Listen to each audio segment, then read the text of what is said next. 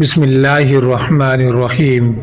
واقعہ کربلا 10 محرم 61 ہجری بمطابق 682 کو ہوا۔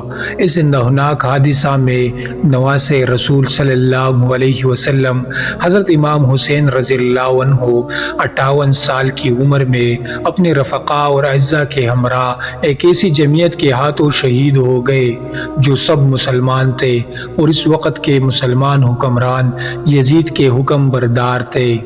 پیارے دوستو، آج کی ویڈیو میں ہم واقعہ کربلا کے بارے میں تفصیل سے بات کرنے والے ہیں، تو لہٰذا ویڈیو کو آخر تک ضرور دیکھیے گا اور چینل کو ضرور سبسکرائب کریں۔ وہ شخص جس کا انجام یہ واقعہ شہادت ہوا، اس کی ابتدا تیسرے خلیفہ راشد حضرت عثمان غنی رضی اللہ عنہ کے دور خلافت کے 6 سال میں ہوئی تھی۔ اسلام جو ایک